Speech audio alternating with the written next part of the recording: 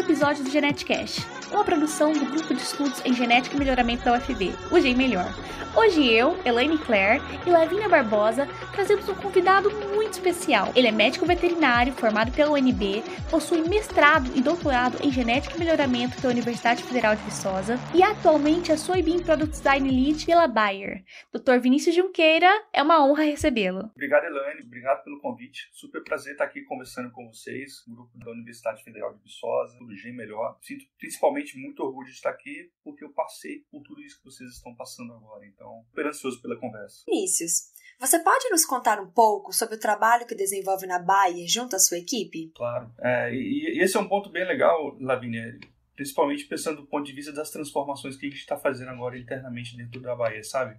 A Bayer é uma empresa multinacional, tem várias divisões, né? E dentro dessas divisões que a gente tem na companhia, Pharma, Crop Science, a minha principal responsabilidade fica dentro da parte do time de Crop Science. Dentro desse time de Crop Science, a gente tem alguns programas de melhoramento para diferentes culturas. A minha responsabilidade do meu time é na área de soja, com foco principalmente aqui na América Latina. Então, o meu time é responsável por todo o Brasil, é responsável pelos ensaios também que a gente tem na Argentina e também é responsável por algumas interações que a gente faz com o Paraguai. E o grande objetivo que o nosso time tem é auxiliar a adoção de estratégias por dados, né?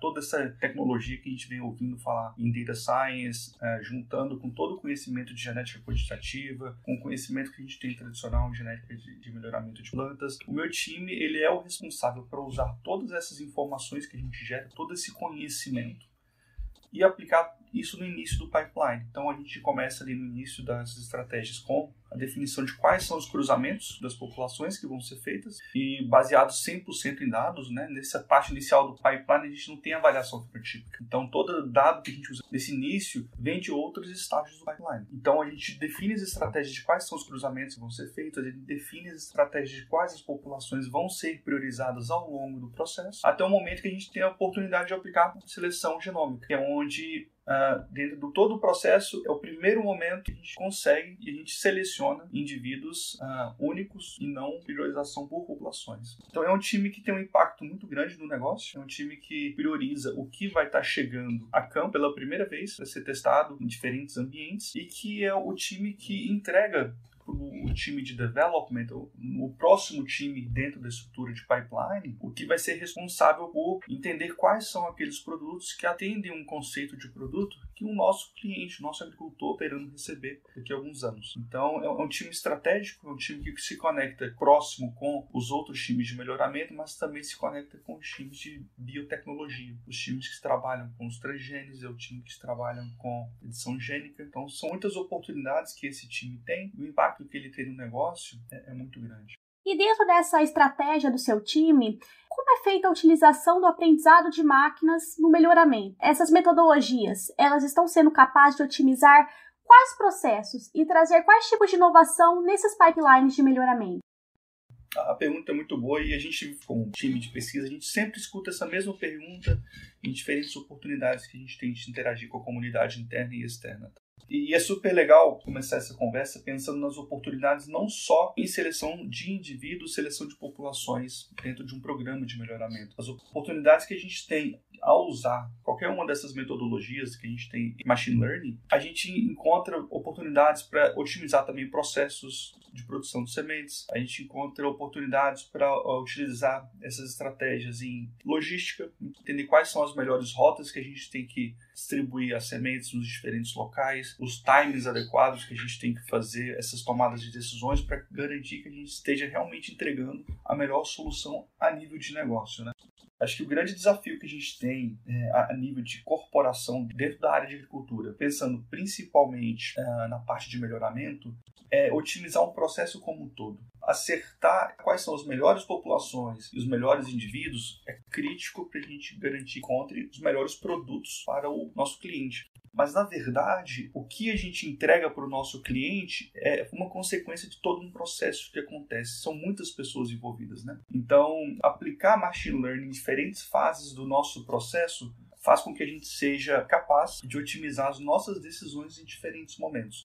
É claro que diferentes oportunidades a gente termina adotando diferentes estratégias de modelos, né? Diferentes modelos paramétricos, não paramétricos, semiparamétricos, mas tudo começa primeiro com a definição muito clara de qual é o objetivo daquele projeto específico. A gente sempre começa da hipótese, né? Pensando no ponto de vista mais científico. Definir a hipótese é o mais importante. Depois a gente testa algumas opções, constrói os training sets que a gente precisa para a gente conseguir ter um modelo preditivo ou prescriptivo muito robusto numa tomada de decisão e que gera uma confiança também dentro dos times que vão estar usando essas informações para tomar decisão no dia a dia. É tudo muito intenso, é tudo muito rápido. A gente não tem muito tempo para ficar pensando sobre quais são as melhores opções durante a seleção. Todas essas discussões acontecem antes das decisões. Então, se a gente tem um projeto de machine learning para implementar na seleção de indivíduos, um pipeline pré-comercial de quais são os indivíduos com maior potencial de chegar ao portfólio, a gente não faz isso durante reunião de avanço para identificar esses híbridos ou essas variedades. A gente faz isso com 1 ano de antecedência. A gente faz isso com 2 anos de antecedência. A gente tem que começar a estruturar um training set com o tempo para que a gente consiga criar um modelo preditivo, né? Na verdade, todos esses modelos, assim como qualquer outro tipo de modelagem que a gente usa, de metodologia, ela depende da qualidade da informação, qualidade e quantidade da informação. Então,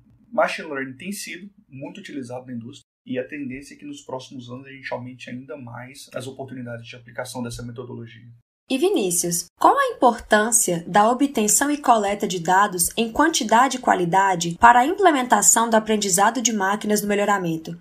E quais são os dados mais utilizados como entrada nesses modelos? Eu acho que é o core, né? A gente ter dados em quantidade e qualidade necessários é o core para a gente garantir que quando a gente cria um modelo, a gente tem um modelo que ele é útil e que ele nos dê confiança numa tomada de decisão. Então, quando a gente pensa numa estratégia de implementação de metodologias de machine learning ou até metodologias mais tradicionais, a gente sempre começa a discussão pensando quais são os dados que a gente precisa.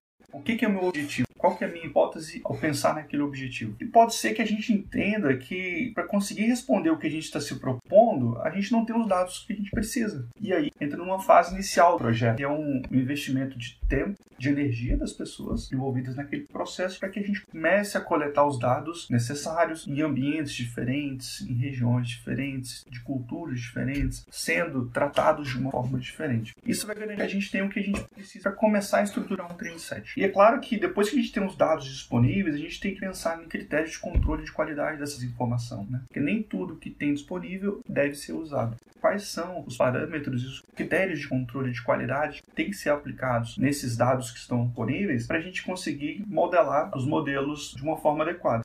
E aí entra uma discussão muito grande, principalmente dados biológicos, né? A questão de discussões que são muito saudáveis, que devem existir e que principalmente são relacionadas à definição do que é um outlier, por exemplo. O que é um outlier positivo, o que é um outlier negativo, como que a gente trata esses dados. Então, não existe uma regra, as discussões e as definições são feitas a nível interno, um grupo disciplinar, dando opinião, diferentes ideias, trazendo diferentes pontos de vista. E o mais legal, assim, que eu pessoalmente me sinto muito feliz em estar num ambiente de pesquisa nessa dimensão que é a Bayer, é que a gente tem cientistas de diferentes áreas de conhecimento.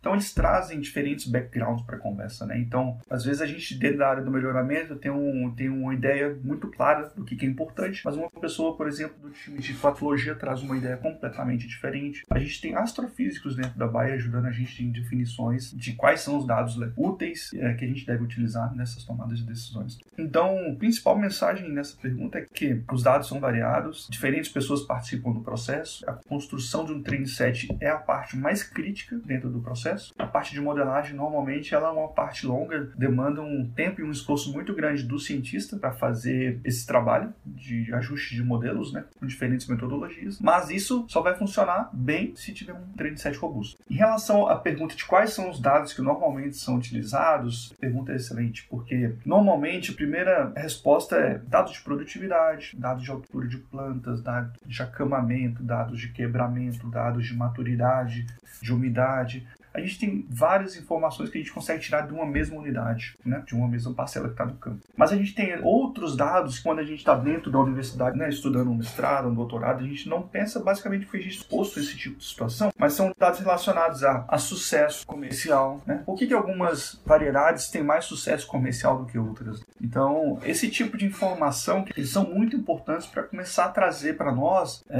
oportunidades diferentes. Como que eu consigo modelar um sucesso comercial de um indivíduo que foi testado internamente dentro da indústria, nos campos de pesquisa, usando uma parcela pequena e que quando vai para a agricultura, ele é plantado em escala, né? Como que a gente consegue modelar todas essas questões relacionadas ao ambiente interferindo na performance, no desempenho de cada uma das variedades e híbridos que a gente identifica e a gente termina colocando no portfólio, né? A gente tem dados ambientais a nível de solo. Como que a gente consegue coletar esses dados de uma forma eficiente para conseguir dar escala para essa informação para que seja disponível para as modelagens? E aí, a gente tem uma terceira oportunidade, que é uma oportunidade que, dentro da estatística, já é muito antigo, já é muito conhecido, que tem um nome novo hoje em dia, né? A gente chama de Feature Engineering, mas que, basicamente, são as variáveis dummy, que cria a partir das variáveis que a gente tem dentro do nosso banco de dados mesmo, né? E que, antigamente, no melhoramento genético, se usava muito dessa estratégia de criar novas variáveis binárias, a partir de variáveis já presentes no training set, mas que eu tenho observado com as novas tecnologias vindo, estando disponíveis para nós, como machine learning, deep learning, algumas estratégias tradicionais de avaliação genômica também utilizam essas variáveis dummy para encontrar novos parâmetros e padrões que são importantes no ajuste dos modelos. Então, resumindo, a gente tem uma quantidade enorme de informação. E, na verdade, como a gente usa essas informações quase depende basicamente da criatividade do cientista que está usando e liderando tecnicamente aquele projeto.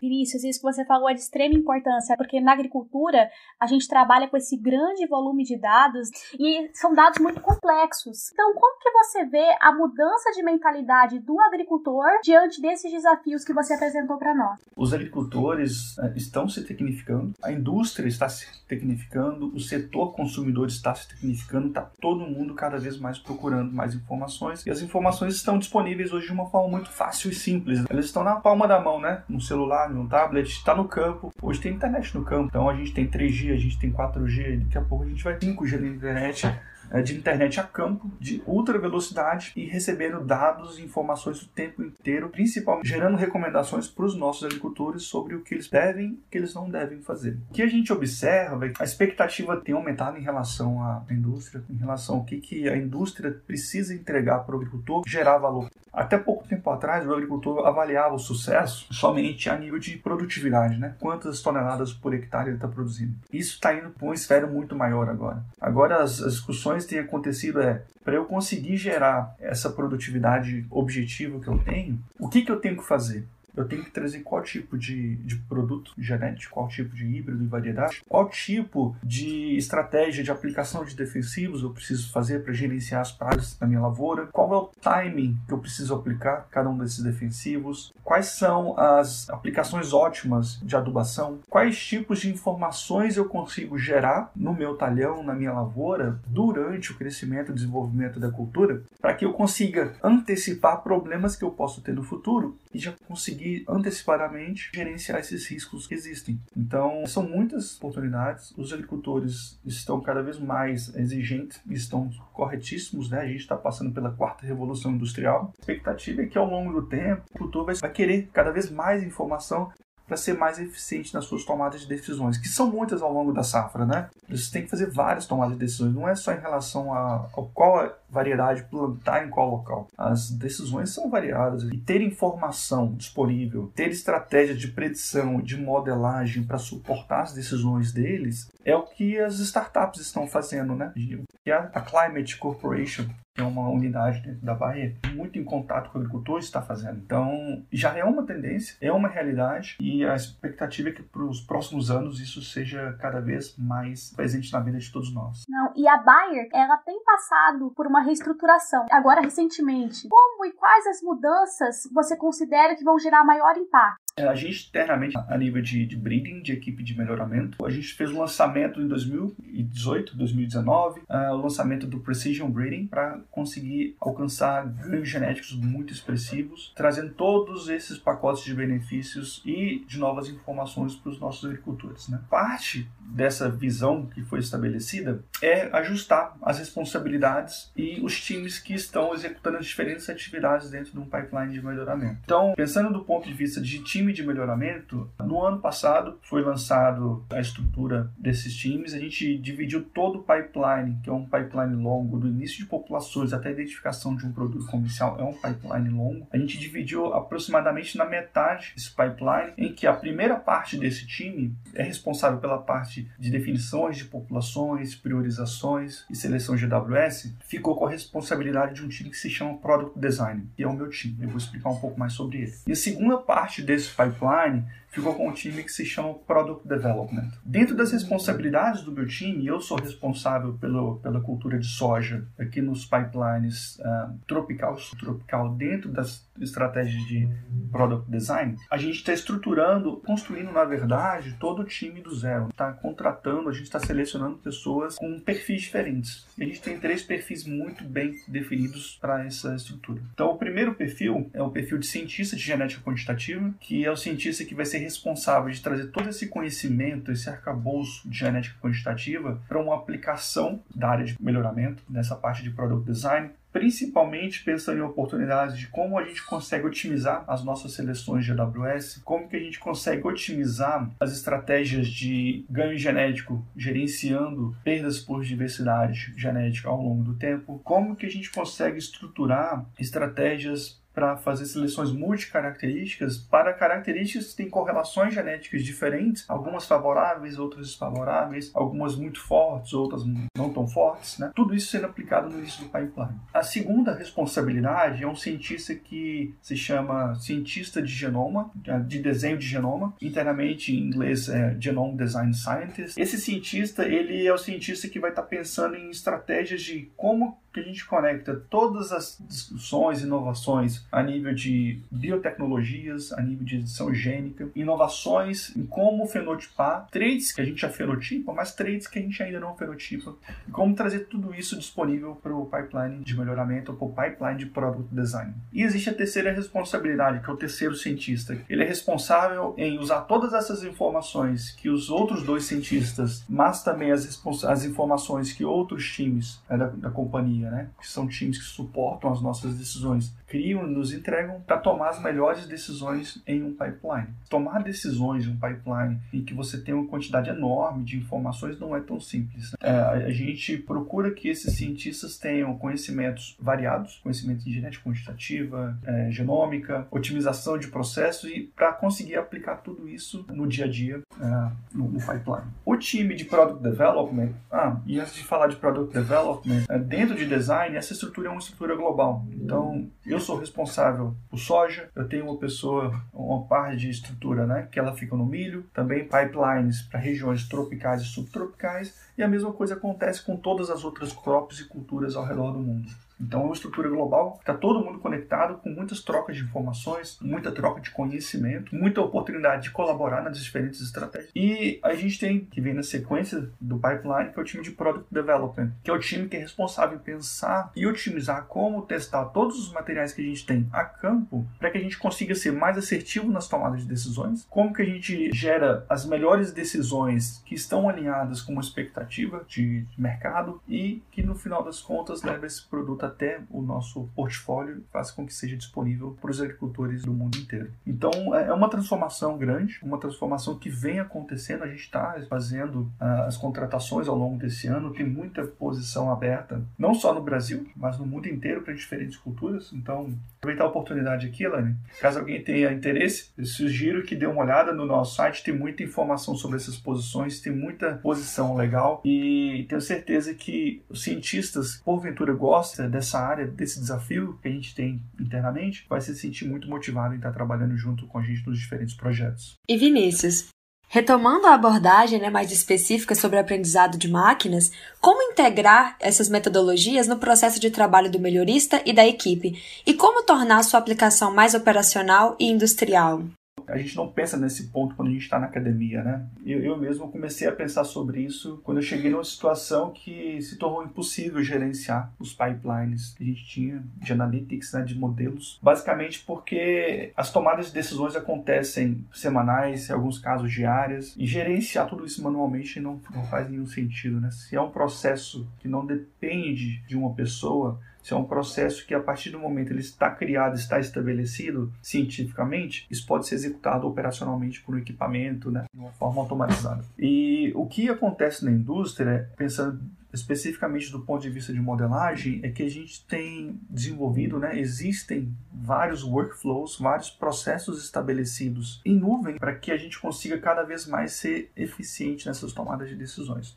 E como funciona esses processos estabelecidos nas nuvens? Basicamente, os times de IT, os times de implementação, os times de engenheiros de dados criam um workflow que ele é um workflow modular. Então a gente tem diferentes módulos, cada módulo responsável por uma parte, um step, uma ação muito específica para que a gente consiga gerar uma decisão. Então, normalmente o que acontece é que existe dentro do workflow, o primeiro processo é para buscar os dados. Então, usando linguagens, né, provavelmente alguns de vocês já estão familiarizados, linguagens como SQL, os dados são buscados nas bases de dados. Então, a gente consegue buscar os dados que a gente precisa para aquele gradiente ambiental de genótipos, de indivíduos específicos. E esse é o primeiro módulo. Estruturar a base de dados que vai ser exposta a esse modelo. A segunda parte desse processo, ela é o que a gente começa a trabalhar os dados. Então, a gente automatiza controle de qualidades. A gente automatiza criação de variáveis no modelo de uma forma eficiente em um segundo módulo. Esse segundo módulo, ele é o mais importante porque ele conecta o dado bruto que veio da base de dados com o próximo passo, que é expor esses dados ao modelo que já foi treinado. Então, a partir do momento que a gente tem esses dados preparados, a terceira etapa é colocar esses dados dentro do modelo e gerar as predições. E as predições podem ser variadas, né? Elas podem ser predições a nível de performance, de desempenho. Então, eu posso ter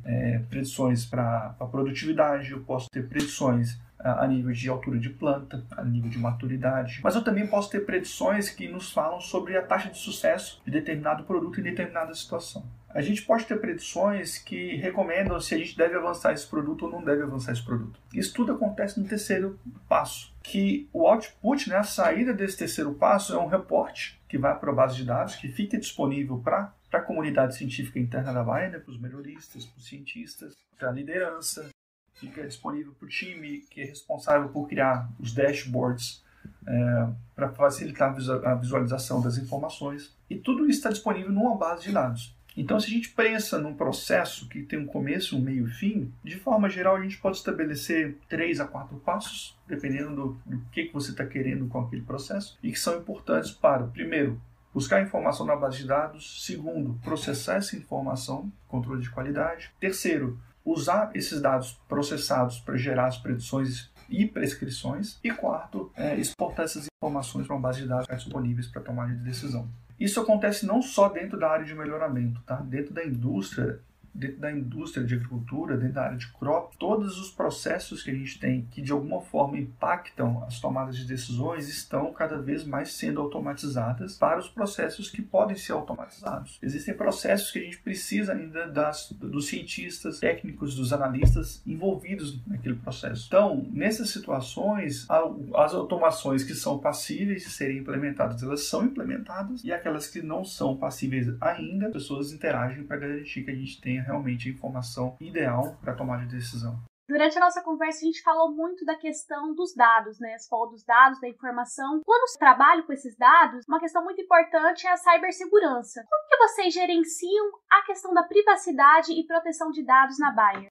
Esse é um assunto seríssimo para nós na Bayer, mas provavelmente todo mundo observando também as tendências a nível mundial, né? Eu tenho certeza que nos últimos dias e nas últimas semanas todo mundo começou a receber mensagens nos aplicativos do celular em que o aplicativo solicita permissão para ter acesso aos seus dados, né? Os nossos dados do nosso celular são dados pessoais. Os dados da companhia, dos indivíduos que a gente testa, do pedigree, das informações genéticas, né, são dados pessoais da companhia. Então, para a gente conseguir garantir que toda a companhia tenha todos os cuidados necessários para gerenciar esses dados, a gente disponibilizou muitos cursos, muitos treinamentos internos. E nem todos os tipos de dados são disponíveis para todas as pessoas, tá? Então, por exemplo, pedigree é uma informação super crítica para o negócio. Então, nem todo mundo tem acesso ao pedigree dos indivíduos. Só tem acesso ao pedigree quem pode ter acesso ao pedigree. Isso é verdade para qualquer outro tipo de informação dentro do melhoramento genético. Isso é verdade para informações junto com o time comercial sobre os nossos clientes. Então, o cliente tem que fazer um cadastro na Bayer. É um dado do cliente, é um dado pessoal dele e ninguém pode ter acesso a essa informação, a não ser as pessoas que precisam ter acesso a essa informação. E para isso, os treinamentos foram criados, né? Então, a gente tem vários treinamentos relacionados a como a gente pode acessar os dados, quais os dados a gente pode acessar, quando a gente pode acessar, como e se a gente pode compartilhar esses dados internamente e externamente. Isso é um assunto muito sério, porque está relacionado com a proteção intelectual do conhecimento que tem na empresa, né? Uma questão relacionada à competitividade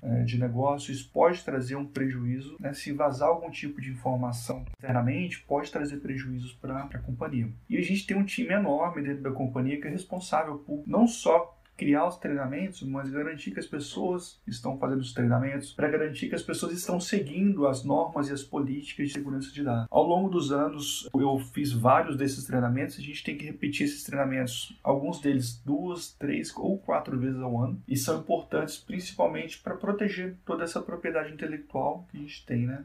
E do ponto de vista científico, a gente tem muita liberdade de olhar essas informações, porque é o que a gente precisa para trabalhar. Mas a liberdade que você tem a acessar traz uma responsabilidade muito grande para cada um de nós que pode usar essa informação. E eu imagino que nos próximos anos vai se intensificar cada vez mais os cuidados, porque o mundo está cada vez mais digital, né? A gente estava falando sobre isso na quarta revolução industrial, na pergunta anterior, e cuidar do que a gente tem, da mesma forma que a gente cuida dos nossos dados pessoais no dia a dia, a gente tem que garantir que as informações da companhia estão seguras também. Com certeza, Vinícius. E assim, encerramos mais uma entrevista. Quero agradecer novamente, em nome do G Melhor, a sua disponibilidade em dividir conosco conhecimento e experiência. E essa foi a nossa conversa com o pesquisador Dr. Vinícius Junqueira. E você, caro ouvinte, gostou? Acompanhe-nos em nossas redes sociais, Facebook, Instagram, LinkedIn e Twitter, além do nosso site, o www.gmelhor.com.br, para deixar seu comentário, crítica, sugestão ou temas para abordarmos nas próximas pautas. Em nossas redes sociais e no nosso site, você ainda pode saber mais sobre os nossos eventos e sobre novos episódios do GenetiCast. Não deixe também de compartilhar e seguir este podcast. Assim, você ficará sabendo quando chegar um episódio novo. Um grande abraço e até mais!